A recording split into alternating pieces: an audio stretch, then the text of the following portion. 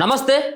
ప్రతిపక్ష నాయకుడు గజ్వేల్ ఎమ్మెల్యే అయినటువంటి కేసీఆర్ వ్యవహార శైలి పట్ల రోజు రోజుకు ఇంకా వ్యతిరేకత పెరుగుతూ ఉంది. ఇప్పటికీ గజ్వేల్ ప్రజల్ని ఒక్కసారి కూడా కలవనటువంటి నేతగా పేరొందినటువంటి కల్వకుంట్ల చంద్రశేఖరరావు పైన గజ్వేల్ ప్రజలందరూ కూడా తిరుగుబాటు జెండాను ఎగురవేస్తూ ఉన్నారు. ముఖ్యంగా కేసీఆర్ నీ జాడెక్కడ, సో కేసీఆర్ కనపడటం లేదు, కేసీఆర్ దాక్కున్నాడు, కేసీఆర్ రాజీనామా చేయాలంటూ వాల్ పోస్టర్లో అతుకు పెడుతున్నటువంటి సిచ్యువేషన్ కనబడతా ఉన్నది. గజ్వేల్లో ఇప్పటివరకు గజ్వేల్ ప్రజల యొక్క సమస్యల పైన ఏ ఒక్కరోజు అసెంబ్లీలో మాట్లాడలేదు, ఏ ఒక్కరోజు గజ్వేల్ ప్రజల్ని కలవలేదు. మరి గజ్వేల్ ప్రజల్ని కలవనటువంటి కేసీఆర్ మరి ఎమ్మెల్యేగా కొనసాగడం ఎందుకంటూ పెద్ద ఎత్తున గజ్వేల్ ప్రజలందరూ కూడా ఆరోపిస్తూ ఉన్నారు. నిన్నటి నుంచి కాంగ్రెస్ పార్టీకి సంబంధించినటువంటి కొంతమంది నేతలంతా గజ్వేల్ నుంచి గవర్నర్ గారికి, హైదరాబాద్లో ఉన్నటువంటి గవర్నర్ గారికి ఒక వినతి పత్రం ఇవ్వడానికి కూడా కాంగ్రెస్ పార్టీకి సంబంధించినటువంటి కొంతమంది ప్రయత్నిస్తూ ఉన్నారు. అక్కడి నుంచి కాలినడకన హైదరాబాద్కు వచ్చి ఇక్కడ కేసీఆర్ మాకు వద్దు అని చెప్పేసి వాళ్ళు గవర్నర్కి ఒక వినతి పత్రం ఇచ్చేందుకు కూడా సిద్ధపడతా ఉన్నారు. మనం చాలా సందర్భాల్లో మాట్లాడుకోవడం జరిగింది. కేసీఆర్ ఇప్పటికీ అంటే అధికారంలోకి కాంగ్రెస్ పార్టీ వచ్చిన తర్వాత, బీఆర్ఎస్ పార్టీని ఓడించిన తర్వాత కేసీఆర్ అసెంబ్లీలో ముఖం చూపెట్టుకునేందుకు, అలాగే ప్రజల మధ్యలో వచ్చి మాట్లాడేందుకు ఎక్కడ కూడా ఆయన ధైర్యం చాలట్లేదని చెప్పుకోవచ్చు. ఎందుకంటే ఇప్పటికీ ఆయన ముఖంలో ఓడిపోయినా అన్నటువంటి బాధ చాలా కనపడతా ఉంది. నేను పదే పదే గెలుస్తాను, తెలంగాణ రాష్ట్రాన్ని అన్ని రంగాల్లో అభివృద్ధి చెందేలాగా చేశాను, నేను తలసరి ఆదాయం పెంచాను, ప్రాజెక్టులు కట్టాను, రైతులకు సంబంధించినటువంటి విషయంలో అన్ని రకాలైనటువంటి సదుపాయాలను కల్పించినటువంటి నన్ను మరి ఫామ్ హౌస్లో పడుకోబెట్టడం ఏంటంటూ ఆయన దగ్గర ఇంకా చింతిస్తున్నటువంటి పరిస్థితి కనబడతా ఉన్నది. ఫామ్ హౌస్లోకి వెళ్ళి బయటకు వచ్చినటువంటి పరిస్థితి కనబడతలేదు. 16 నెలల కాలం కేవలం అసెంబ్లీకి వచ్చింది 3 దినాలు మాత్రమే. 3 దినాలలో ఏ ఒక్కరోజు ప్రజా సమస్యల గురించి మాట్లాడలేదు, అసెంబ్లీలో బడ్జెట్ పెడుతున్నటువంటి సందర్భంలో మాట్లాడలేదు, అలాగే ఆ ప్రతిపక్ష నాయకులకు ఇచ్చేటువంటి మైకు కనీసం ఒక్కసారి పట్టుకొని మాట్లాడలేదు. మరి అటువంటి వ్యక్తి ఇలా గజ్వేల్ ప్రజలకు అవసరమా? అంతేకాకుండా రాష్ట్ర ప్రజలకి అవసరమా? అంటే గెలిస్తే మాత్రమే ప్రజల మధ్యలోకి వస్తావు, ఓడిపోతే రావా? మరి అట్లాంటప్పుడు నీకు గజ్వేల్ సంబంధించినటువంటి ఎమ్మెల్యేగా గెలిచినావు కాబట్టి అవసరమైతే ఉంటే రాజీనామా చేయాలి. నువ్వు రాజీనామా చేయకుండా అటు గజ్వేల్ ప్రజలను కలవవు, ఇటు అసెంబ్లీకి రావు. మరి ఎందుకు నీకు? ఈయన కేవలం ఎమ్మెల్యేనే కాదు, ప్రతిపక్ష నాయకుడిని. అందరికి వచ్చేటువంటి జీతం కంటే ఎక్కువ ఉంటుంది. ఒక మంత్రికి ఉండాల్సినటువంటి ఏ విధమైనటువంటి వసతులు ఉండాలో, గెస్ట్ హౌస్లు ఏ విధంగా ఉండాలి, గన్మెన్లు ఏ విధంగా ఉండాలి, మిగతా అలవెన్స్లు ఒక మంత్రికి ఏ విధంగానైతే ఉంటాయో ఇప్పుడు కేసీఆర్ కూడా అలాంటి అలవెన్స్లే ఉంటాయి. ఇప్పటికీ కేసీఆర్ 15 నెలల కాలంలో 57 లక్షల జీతం తీసుకున్నాడు. 57 లక్షల జీతం, 57 లక్షల జీతం తీసుకొని కనీసం 57 పైసలు పని చేయలేదు. మరి పని చేయనటువంటి జీతగాన్ని ఎవరైనా మనం మళ్ళీ పెట్టుకుంటామా?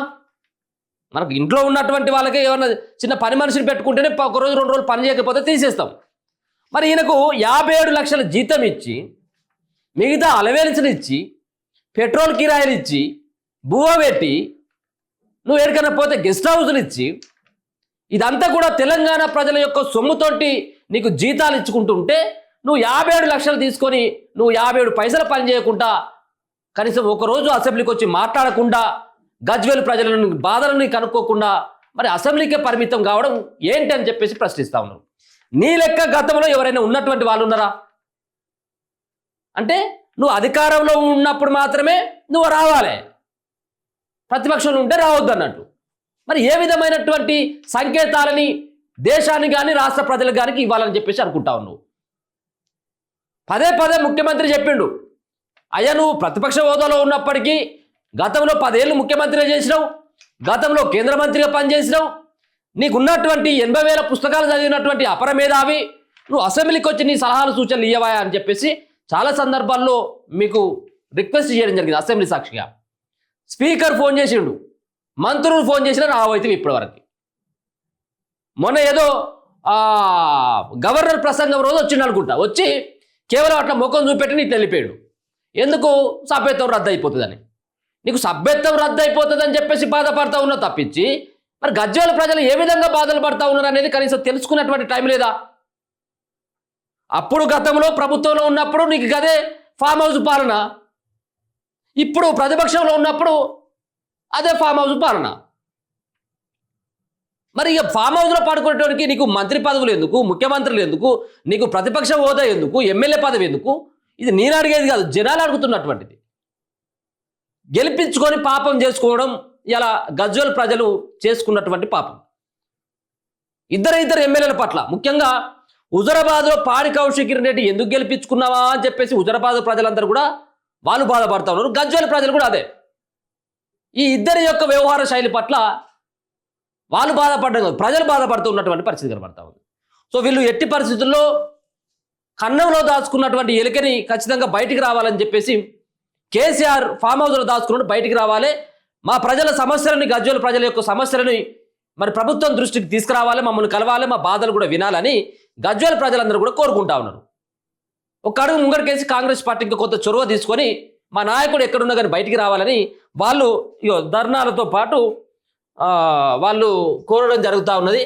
ఇక్కడికి వస్తారట వీళ్ళంతా. ఇగో కేసీఆర్ గారికి ఒకసారి గుర్తు చేద్దాం అనుకుంటున్నాము. మీరు మా ఎమ్మెల్యే కేసీఆర్ గారు, మీరు మర్చిపోతున్నారు. ప్లీజ్ దయచేసి కాన్స్టిట్యున్సీ దగ్గరికి మీరు ఒక రిప్రజెంటేటివ్ గా వచ్చి ఇక్కడ ఉన్న ప్రజల బాధలు తెలుసుకొని మీరు పోయి అసెంబ్లీలో మాట్లాడాలి. చర్చలు జరుగుతుంటే మీ ఎక్స్పీరియన్స్ తోటి హెల్ప్ చేసి ప్రజలని, మా తెలంగాణను ముందరికి తీసుకోవడానికి చూడాలి. కానీ అసలు మీరు స్పందించట్లేరు, అసలు ఏం చేస్తలేరు. అసలు మాకు ఒక ఎమ్మెల్యే ఉందా లేదా అనే విధంగా మా ప్రజలు ఉన్నారు. సో ఇది కాంగ్రెస్ పార్టీ వాళ్ళే మాట్లాడేది. కేవలం కాంగ్రెస్ పార్టీ వాళ్ళు మాట్లాడుతున్నారంటే మిగతా ప్రజలు మాట్లాడతలేరంటే గజ్వేల్లో ఉన్నటువంటి అందరూ కూడా మాట్లాడుతూ ఉన్నారు.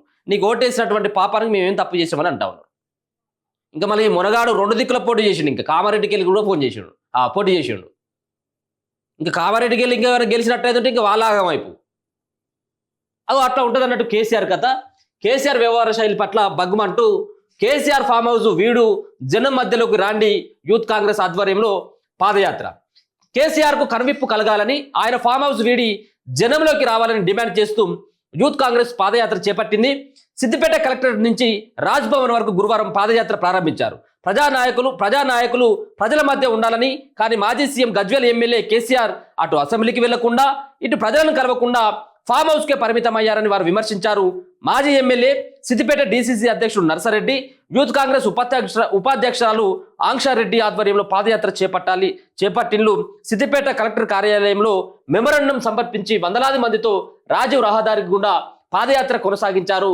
100 కిలోమీటర్లు 1000 మందితో పాదయాత్ర నిర్వహిస్తామని యూత్ కాంగ్రెస్ కార్యకర్తలు పేర్కొన్నారు. కేసీఆర్ ఫామ్ హౌస్ నుంచి బయటకు వచ్చి గజ్వేల్ ప్రజలతో కలవాలని డిమాండ్తో పాదయాత్ర నిర్వహిస్తున్నట్లు యూత్ కాంగ్రెస్ రాష్ట్ర ఉపాధ్యక్షులు ఆంక్షరెడ్డి పేర్కొన్నారు. పాదయాత్ర సందర్భంగా ఆమె మాట్లాడుతూ 39 మంది ఎమ్మెల్యేలు గెలిస్తే తర్వాత 3 ఎంపీలకే పార్టీ పరిమితమైందని, ఇదే వైఖరి అవబలిస్తే వచ్చే కాలంలో బీఆర్ఎస్ పార్టీ కనుమరుగు కాక తప్పదని వాళ్ళు పాపం మంచిగానే చెప్తాను. కేసీఆర్ నీ పార్టీ కనుమరుగు అయితే నువ్వు వచ్చి బయటకు వచ్చి కనపడు అని చెప్పి చెప్తాను కాంగ్రెస్ పార్టీ వాళ్ళు అయినప్పటికీ కూడా.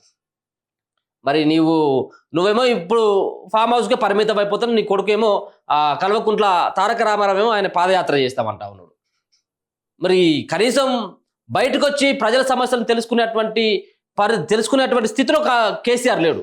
10 సంవత్సరాలను ఆయన పరిపాలించమని చెప్పేసి ప్రజలు అవకాశం ఇచ్చిండ్రు. ముఖ్యంగా గజ్వేల్ ప్రజలందరూ కూడా నిన్ను ఆశీర్వదించిండ్రు.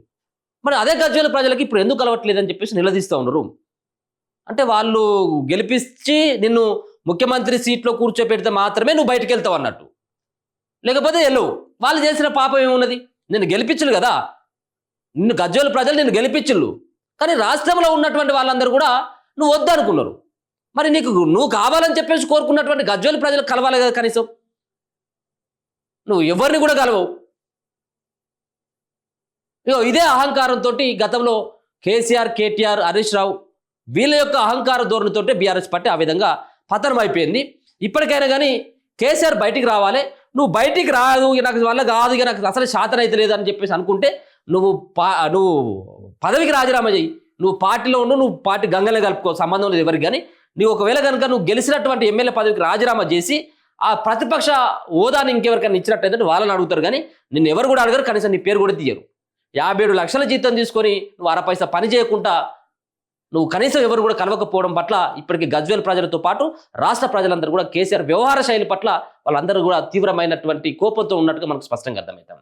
చూస్తూనే ఉండండి మన తొలి వెలుగు.